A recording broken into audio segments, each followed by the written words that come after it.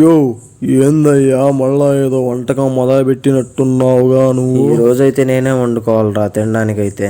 నీ పిల్లం ఉందిగా వండడానికి, నువ్వెందుకు వండుతున్నావు? తను ఇంట్లో లేదురా, వాళ్ళ అమ్మోళ్ళ ఇంటికి వెళ్ళిందో 10 రోజులు ఉండొస్తానని చెప్పి. అది సరేలే గాని ఇంతకేం వండుతున్నావో చెప్పు. టమాటాను అందులో ఎండు చేపలు వేసి వండుదామని. అబ్బో, నీ వ్యవహారం బాగా జోరు మీద ఉందిగా. పిల్లాడిని వాళ్ళ అమ్మోళ్ళ ఇంటికి పంపించి నువ్వు ఇక్కడ చేపల కూరలు చేసుకొని తిని బాగా ఎంజాయ్ చేస్తున్నట్టున్నావుగా నువ్వు. ఎంజాయా? అదొక్కటే తక్కువరా నాయన. ఇంటి పని చేసుకోలేక, ఇటు వంట పని చేసుకోలేక, బట్టలు ఉతుక్కోలేక చస్తున్నారా నాయన.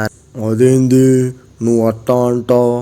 చాలామంది పెళ్ళం పుట్టింటికి పోతే అందరూ ఎంజాయ్ చేస్తారుగా. చాలామంది అయితే అలాగే అంటారులే కానీ తన భార్యను వదిలేసి ఏ భర్త అయితే ఎక్కువ రోజులు ఉండలేడురా. మేబీ ఉన్నా 1 లేదా 2 రోజుల కంటే అయితే ఎక్కువ అయితే ఉండలేడు. అబ్బో, ఏసవుగా సోపు. వామ్మో, టార్చర్ ఆడబడతారయ్యా. దానికంటే బ్రహ్మచారిగా ఉండటమే నయంరా బాబు.